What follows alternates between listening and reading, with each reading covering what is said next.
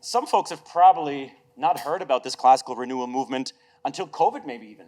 And we've seen such explosive growth in classical education, but this movement has been going on for a long time.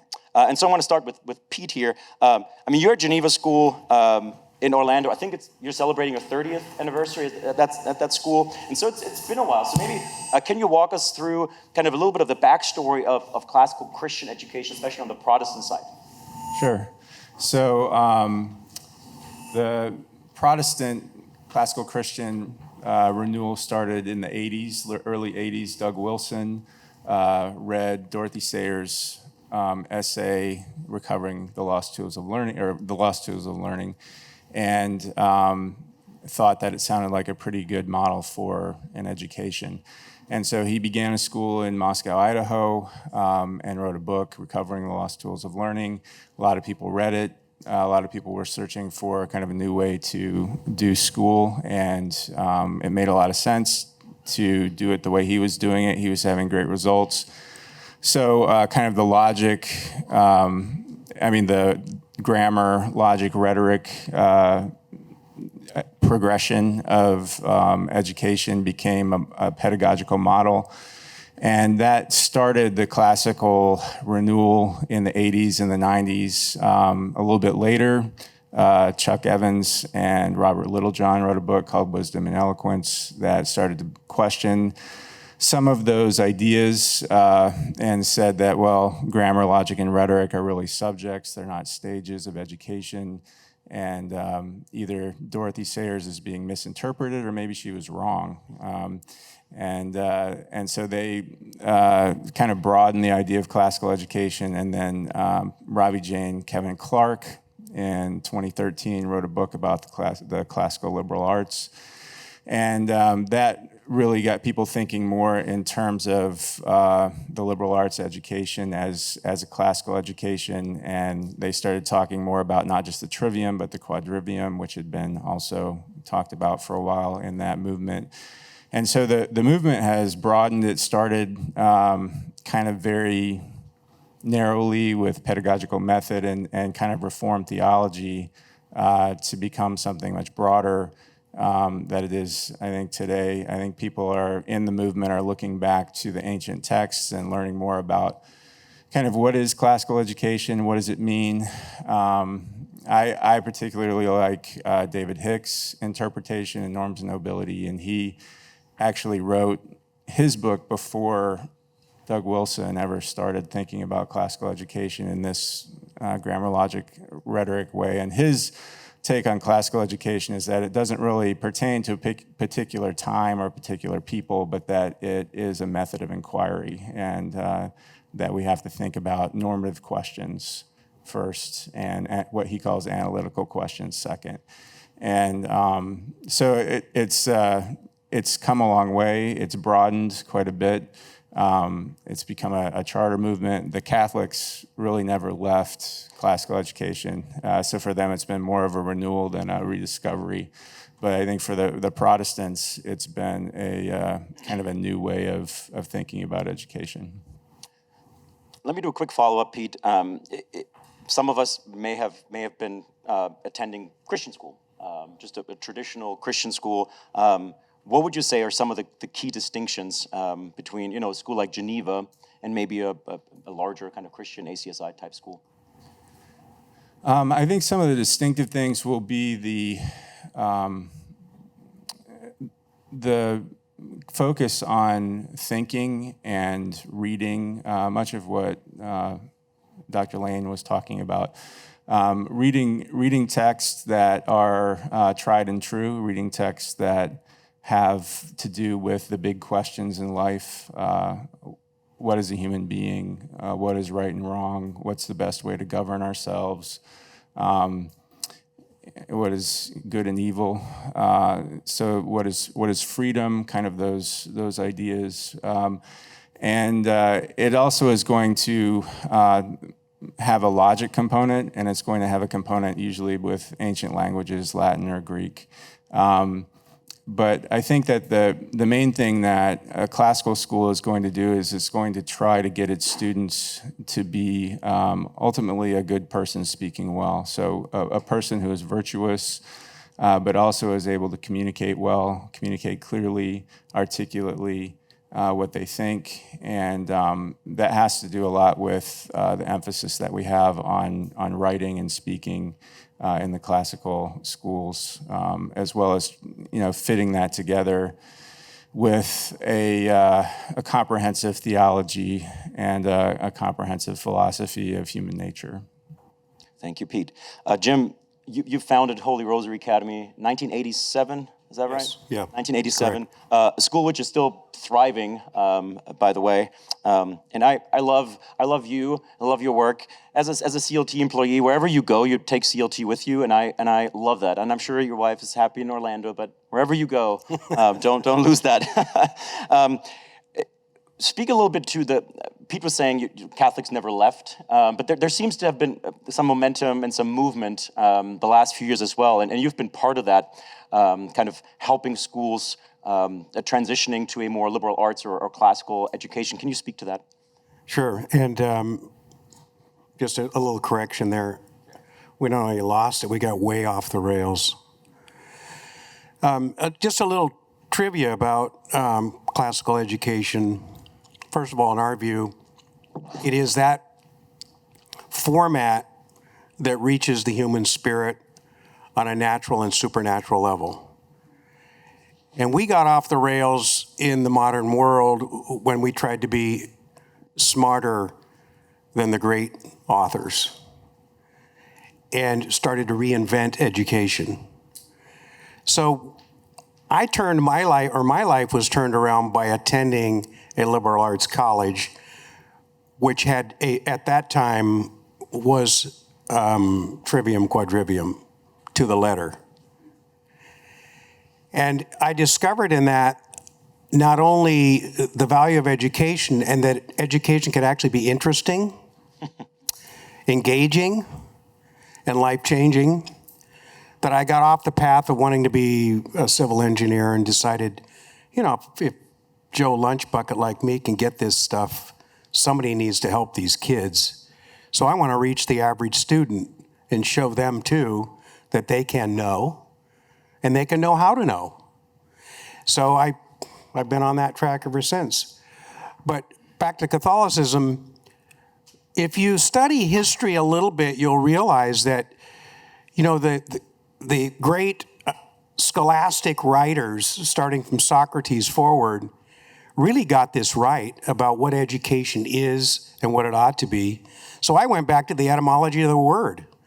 And so education means to lead, right? And to form, to prepare. And not just teach facts, but teach people, as we've said, not what to think, but how to think. But it's more than that. It's to teach them how to be fully human, to lead them on that path. And guess what, folks? If we're not excited about education, don't expect them to be. If we don't think interesting is intriguing, they're not either. It's up to us to engage them, not to just inform them, right? To take them on the journey that we've experienced and let them have their own experience, not just hear about mine. So in the history of education, if you look you have to go way back. The church, the Catholic Church, actually formalized education for the common person. And then what happened was when the law got involved, government got involved and said, no, everybody's entitled to an education. So the public arena was invented and we started building schools all over the country. First started in Europe, then it started and then picked up in Canada, and we followed suit. If you want to study any of these trends, they're usually about 10 to 20 year increments. Europe first, Canada follows, and then we imitate them. So when the public school system came into place, they didn't know what they were doing. They didn't know what to do. What are we going to teach these kids? Oh, hey, I know. There's an organized system over here that's been doing it for centuries. Let's imitate them. That's how they knew what subjects to teach that were taken from the Trivium Quadrivium that were developed, the different maths and sciences and language arts programs. So let's do what they do.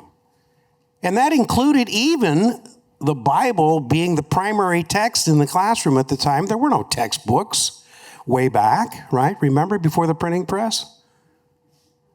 And even back then, many of the Bibles were handwritten. It was pretty hard to come by. But they had some kind of reading material to go by, so that's what they started with. Anyway, fast forward. Years and years later, the public schools now were free. Tuition was hundreds of dollars back then, not thousands for Catholic schools and Christian schools, private schools. But now public education was free, so everybody started bailing out of the system. What did the Catholics do? The dumbest thing they could have done. Let's figure out what the public school system and imitate them so we can start getting some of our students back. So now we have Catholics imitating the imitators. This is bizarre. Anyway, what we've done and what we're all doing in this room is going back to what has worked for centuries to reach the human person.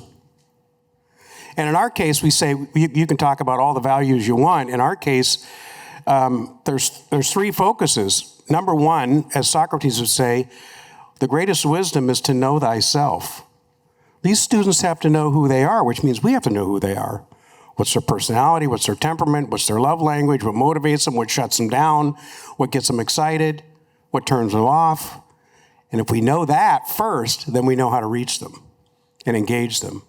And then second, the church says, know thyself. Secondly, know Christ. And third, become Christ. Why? Because he is the model of what it means to be fully human.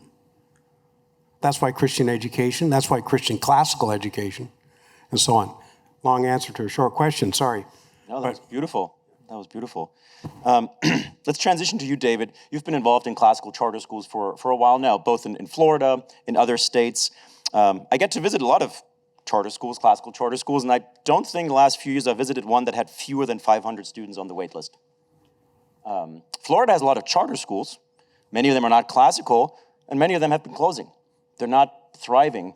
What is so unique about classical charter schools that you feel like has defied that trend and led to such explosive growth the last 5 years or so? Sure. I think in my experience, a lot of parents initially don't know what they're getting themselves into because they see charter and they may not know what classical is, right? They'll come and ask what instruments we teach, right? Because they're expecting us to be a classical music school. And music, of course, is an important part of the curriculum, but not the primary focus, right?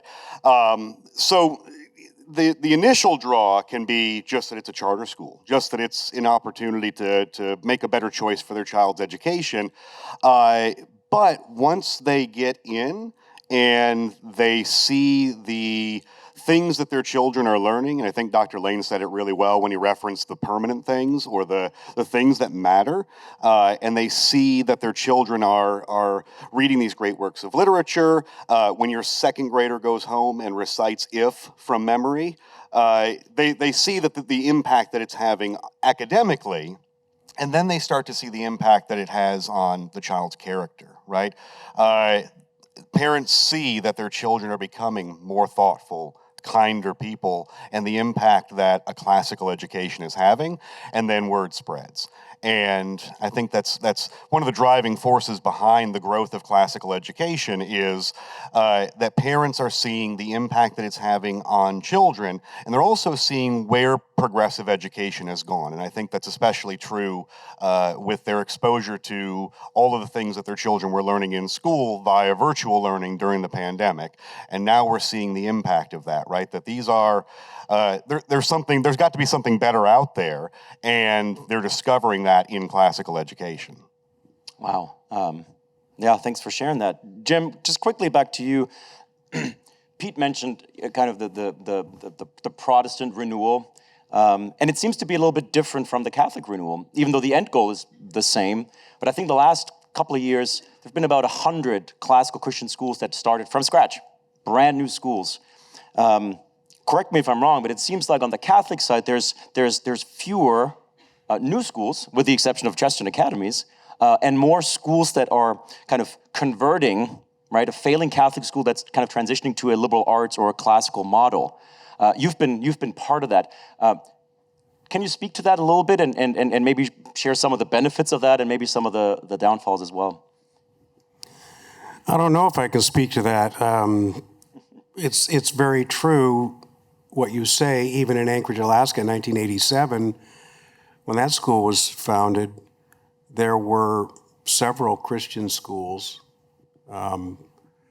Classical model wasn't talked about the way it is now in detail, but there was a sense of a Christocentric, a wide range approach of education that would reach the vast majority of students.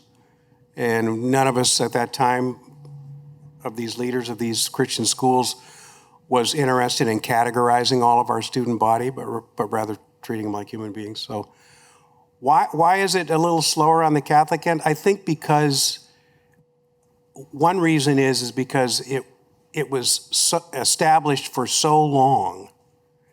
And as things began to change in Catholic schools across the globe, everybody sort of followed suit. And it was, it was a big thing to turn that around. And people started realizing afterwards, you can't start over. And so many of us began to do that. I think the Christian schools were less behemoth in the sense of structure. There were so many of them that had their independence. And with Catholic education, Catholic schools, there were dictates that came down from the hierarchy. I think the difference now is we've realized that's not the hierarchy's job, right? Their job is to serve us, give us the sacramental life so that we can have an effect in the temporal order, so we can sanctify the temporal order. And so now Catholic lay people are starting to take this thing up with self-starter leaders. There's no precedent for this. And oftentimes you run into resistance from clergy and even bishops. What the heck are you lay people doing, starting schools and operating schools and doing all, when we have this whole Catholic system in place? So that's been a huge challenge for many of us. But I think parents are taking the lead now, which I think they always should have. The church has always taught that parents are primary educators. And praise God, they're starting to act like it. When I go to conferences that are not classical, I ask people, what's kind of the perception of in your circles of classical education, and one criticism that I frequently hear is it's a bit of kind of elite. You're classical folks. It's just that kind of that elitism. I mean, we talk about norms and nobility and wisdom and virtue and all these big words. Pete, when you hear kind of a criticism like that, classical education is really just for the elite. How would you respond to that? That's a tough criticism to shake, I think, for the classical people in the classical movement. Let me talk about a couple things. So, Chris Lowney wrote a book called Heroic Leadership, and in it he traces the history of the Jesuits in the Catholic Church. And one of the things that he talks about is that these were kind of the top 1% of the top 1% of scholars in the world at that time. And they went all over the world to plant churches and missions. And every single one of them, without fail, when they reported back to their leaders, would say, right here in South America, I am doing the most important work in the world. Right here in China, I am doing the most important work in the world. Right here in wherever they were, I am doing the most important work. They all believed that what they were doing was the most important thing that could be done. And I think when you talk to classical educators, they talk like that. People who are in the classical education movement really believe that what they're doing is very important and it's very good. And you look at results of people and students in the classical movement, if you've seen the Good Soil Report, or if you've just looked at our standardized test scores kind of across the board, our students are doing really, really well.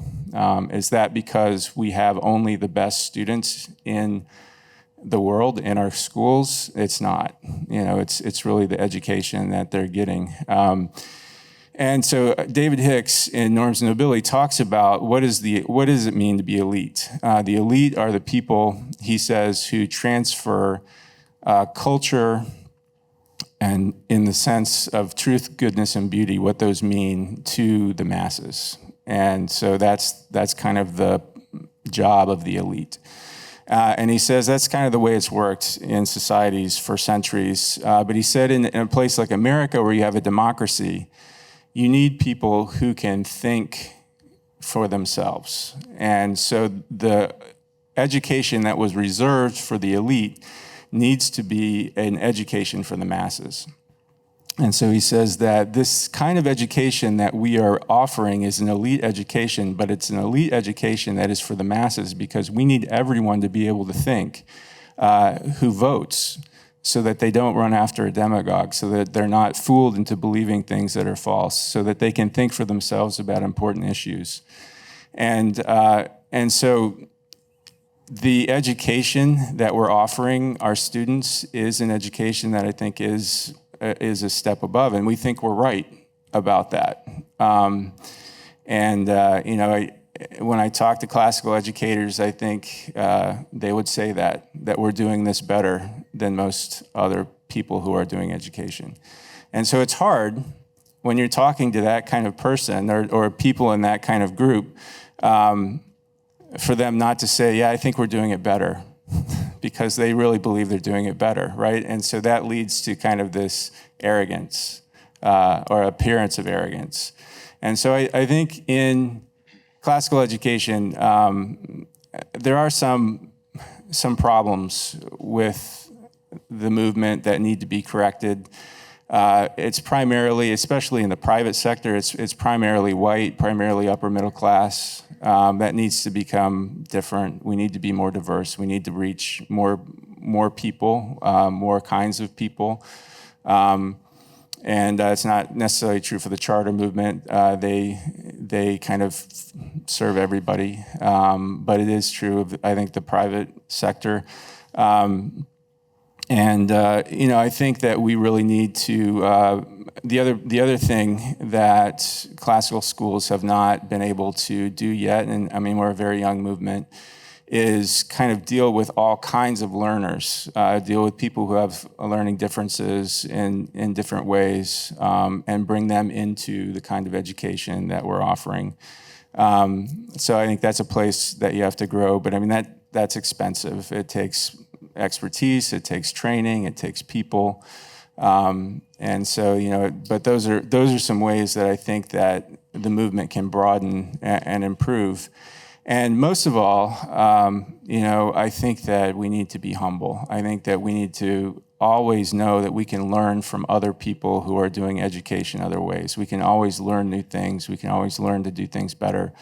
And we need to approach education, we need to approach classical education with a sense of humility and just exude humility instead of exuding arrogance and, yeah, I'm doing it better and I know I'm doing it better than you because look at my kids' test scores.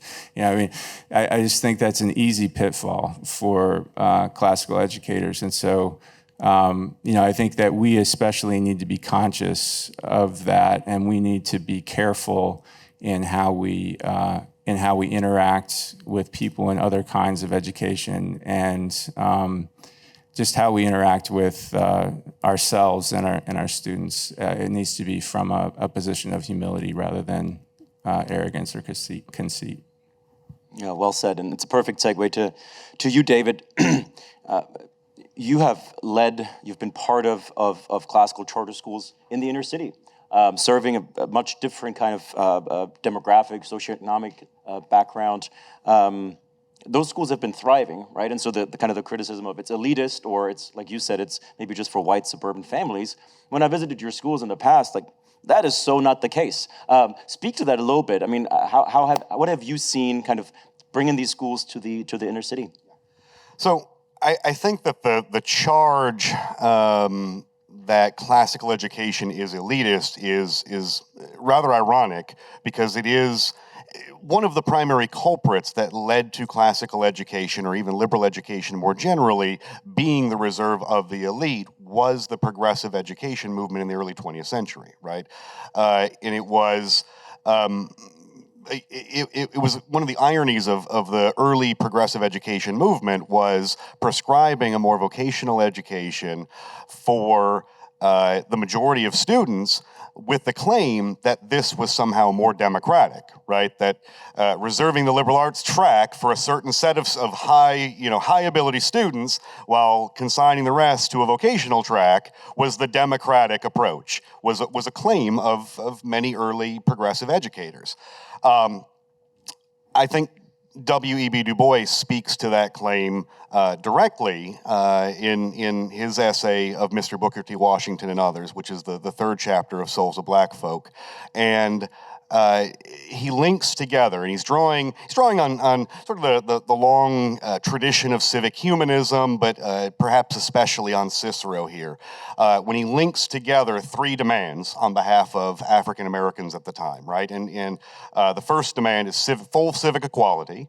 The second, the right to vote. And the third, access to liberal education. And for him, those three things are deeply interrelated to each other, because as Peter pointed out, in a democratic society, in a sense, we are all the elite. And so we all need access to that quality of education and the thinking and writing and all of the other abilities that a classical education gives to our students and gives to each of us, so that we can be full participants in the life of that society. And so that we can develop leaders from within the ranks of the masses, so to speak, right? And so my experience with, to get on the more practical kind of personal level, my experience has been in classical education has been almost entirely in schools that had a majority low-income demographic, right? And I think that I saw in practice what Du Bois was talking about, and that is the empowerment that bringing great works of literature and the history of the world and all of the things that a classical education brings can bring to students from any background and any neighborhood. And it makes them very much, as Du Bois was pointing out, a full participant in that society, and that they understand the society in which we live, and now they're prepared to contribute and to make positive contributions to and to be leaders in that society. And I think that's what classical education, what it does for all children, but especially what it can do for children who are not coming from backgrounds that have more advantages. Amazing. Got one more question before we go to Q&A, and that one is not for anyone's particular. So if you want to jump in, but I'm sure as leaders of schools, you've probably heard about kind of the quote unquote the useless liberal arts, right? Or you're going to attend a classical school. Good luck with a job. You've probably heard that before as well, right? And so you mentioned vocational training, and when I go to websites of classical schools, usually I don't find 21st century skills, job placement, global citizenship, right? And yet the data is pretty clear that these students that come through your schools are the most prepared to go on to college and have successful careers. Would anyone like to address that, and kind of what makes these children that have gone through your schools so unique, and why do colleges want them, and why do employers hire them? C.S. Lewis has a distinction that he makes between training and educating. And he says training is basically what you do when you want somebody to learn how to do one thing really well, like a carpenter or a wheelwright or somebody who's doing something that is a manual labor job.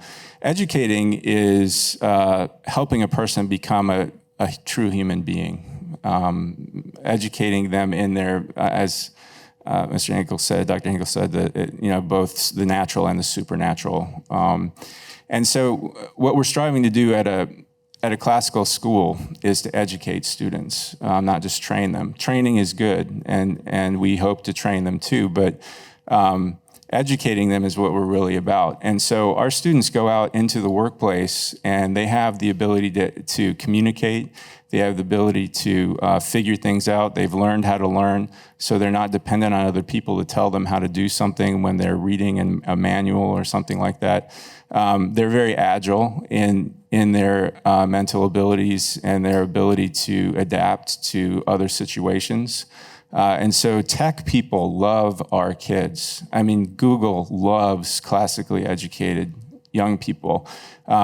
People in the engineering. I mean, so many of our students who go into engineering, who go into physics, and they have to present someplace, it's always our kids who are presenting, to the conference, because they can speak, because they can write, because they can communicate.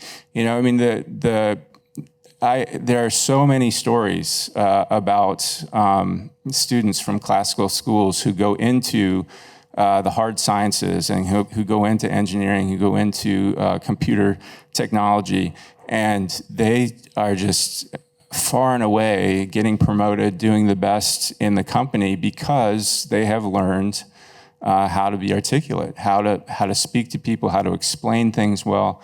The other people who have just studied math, for the most part, who have majored and been on a single track since high school, really don't have those people skills, really don't have those communication skills. And so, we're offering the workforce a well-rounded person who, as Dr. Lane said, they change jobs. I mean, that's not an exaggeration that they change jobs 4 times before they're 30. And many times people end up in jobs that aren't their major, as maybe many of you are in a job that's not your major, I don't know. But, classically educated young people who have been educated in a liberal arts education are much better suited to today's workforce than any student who has been trained in a single area to do a single thing. Jim, David, anything you want to add? I would just say this. I spent the previous 9 years in a rural community of 900 people, farmers and ranchers. And most of those graduates go on to trade school from high school. And they thought that I would be disappointed in them if that's what they did. They didn't go to liberal arts college. They didn't go into medicine. They didn't go into law, one of these things. They would say to me the same thing. Essentially, Mr. Hickel, here's the deal. You taught me who I am. I know who I am and why I'm on the planet, and why I'm on the planet in this century instead of the previous century or sometime in the future. My life has purpose. But I know who I am, and I can put my whole self into whatever I do. And I want to take over Dad's farm. I want to be a diesel mechanic so I can service the machinery, or whatever it was. Look, those are glorious choices. Who are we to say, oh, I'm sorry, the Lord put you on the planet for something else, right? When they discover it for themselves and can put their whole being into it.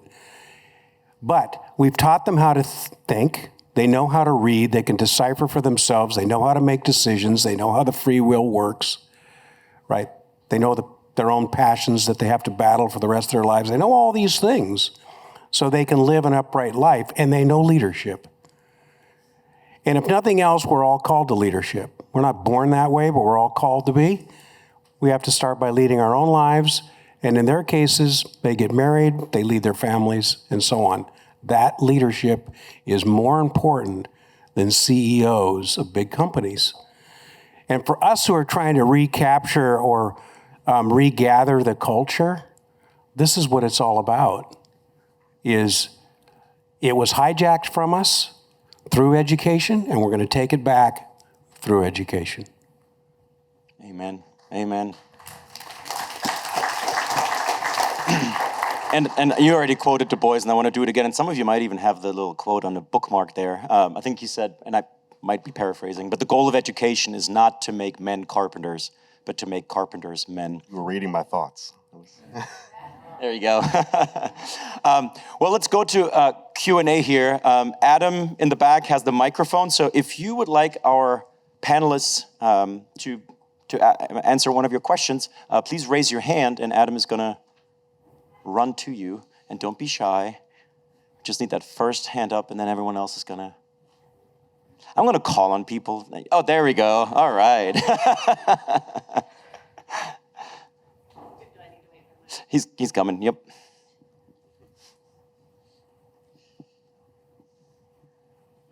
Hi, I'm Jenny Gentles. I work with the Independent Women's Forum and also with American Federation for Children. So I come at this from a policy and school choice advocacy perspective, here to learn today. I'm really curious about your teacher pipelines. I feel like a lot of the work that I do focuses on the problems in the K-12 system right now. And sure, school choice is a solution. Let's let kids and families leave and go to alternatives. But what if the teachers were trained up through that same K-12 system and through the same captured higher ed institutions? How are you training or deprogramming your teachers? How are you finding teachers who can do what you're setting out to do with your mission of your schools and classical education? I think that's probably more of a problem in the charter school world than it is even in the private school world, because we have to get our teachers certified. And that means subjecting them more often than not. That means subjecting them to all of the things that the state would like them to think are education. I think, so a lot of teachers that I've hired, probably the majority, have come from backgrounds other than teaching, or even other than outside. They didn't expect to be teachers in many cases, or they knew that they were not going to be a public school teacher and so majored in a subject area. And then the impetus is on the school and on leaders in classical education to train those teachers. And I think that there's a big opportunity there, and I see a lot of schools that are now moving to take advantage of it to prepare teachers to be classical educators, and to prepare those same teachers to eventually be school leaders who can then mentor and guide and coach those educators, right? But it takes a lot of deprogramming and a very intentional approach to school culture and expectations and professional development for teachers. Yeah, I mean, I think that's and a charter school would have a lot more problem with that than a private school who's allowed to, depending on your accreditation, allowed to hire teachers who are not certified. And one of the problems that I've had in hiring teachers in the past is that it's a mindset. You know, so there's a progressivism that's taught in education programs that is pretty pervasive. And it comes with a philosophy of education that in many ways is antithetical to a philosophy of education that you're trying to offer in a classical school, in a classical Christian school. And so there is a lot of teacher training, a lot of deprogramming, and some people who have been through a teacher certification program just never can undo it, and so it doesn't work in a classical Christian school. But you're really trying to get them to think in terms of meaning and value rather than information. You're trying to get them to think about things in a way that integrates Christian thought that they haven't been used to in a teaching program. And now, I mean, because of the demand of classical schools, there are several colleges around the nation that are instituting a classical teacher training track. Hillsdale was one of the first to do that. Eastern College in Pennsylvania is doing it. A lot of them are master's degrees Hillsdale has one that's an undergraduate degree, but it doesn't end in certification. So you don't get a certified teacher, but you do get a teacher who's been exposed to and understands classical education and many of the subjects in classical education. They've done intensive grammar work, they've done work in logic, they've done work in rhetoric, so they're at least familiar with those subjects and how they work when they come to a classical school. I think one advantage that we have as private and charter schools in getting teachers is oftentimes our applicants are certified in the public sector, but they're unhappy where they're at.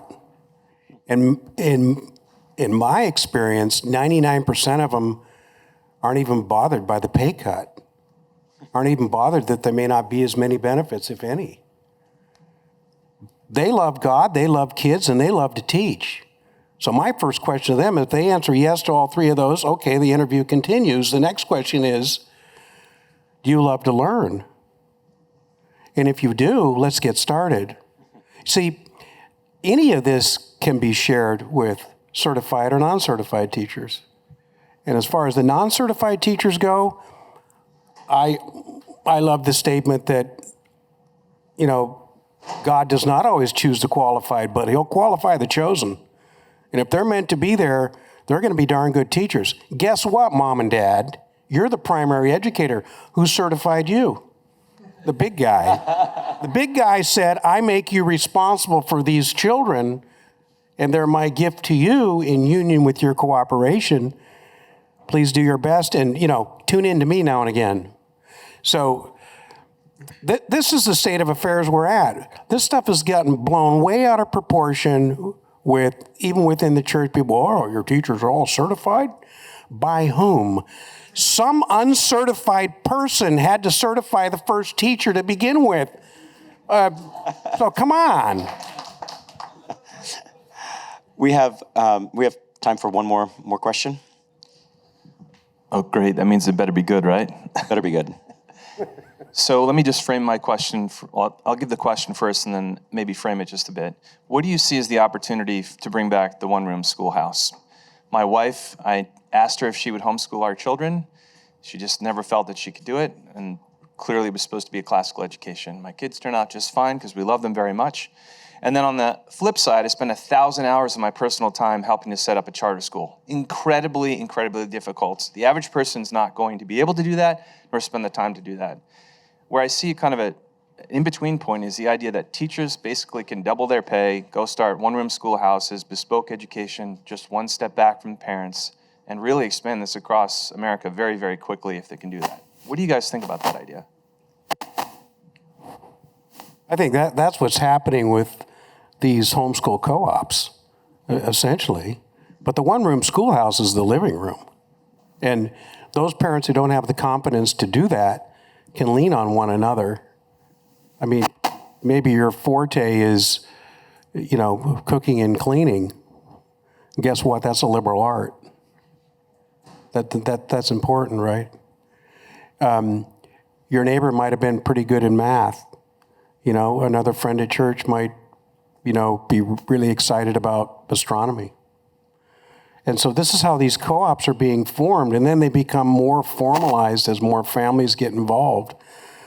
But the focus is teaching the kids at home, and oh, by the way, we'll help you. Show up to the co-op once, twice, 3 times a week, and let us help you. And that builds confidence with parents as well. And then also exposes the students to a larger community than just the family. I think most classical schools start as kind of a one-room schoolhouse in many respects, but they grow. And then you have to start worrying about how do we deal with this thing that's becoming an institution. So I think that the one-room schoolhouse, because of the demand for classical education right now, for the kind of thing that we're offering, doesn't stay that small very long. I think it's, at least right now, it's growing. I mean, another problem to guard against, and arrogance, is that we're one of the few educational movements in the nation that's growing right now exponentially. I mean, we're growing really fast, and most other kinds of education are shrinking. And so it's I think you can start there, but I think a lot of times it doesn't stay there. I think unless you're in a very small, lightly populated area, it's going to grow to a point that you're going to have to figure out, what do we do next? What's the next step? I don't think this directly speaks to your question, but just to build off of that, I think with the growth of classical education and with the growth of classical schools, the one-room schoolhouse remains a sort of ideal, even if it's unattainable, right? In that it should be a cautionary story as we build out our schools and as we build out the classical education movement as a whole, because there should be a sense of community. There needs to be a sense of community. The giant comprehensive school with 1,800 completely anonymous students is not a community, and it can't be a community. If I can't know everybody's name that's in the building, we're not really a community, right? And so approaching that growth intelligently and with forethought and with the community as the ideal, I think is going to be important as our schools grow and as this movement grows. Well, thank you guys for sharing your thoughts. I really, really appreciate it. This concludes this panel. We have a 15-minute break, get some snacks, get some coffee. Next panel starts at 10:30, and please give a round of applause for our panelists.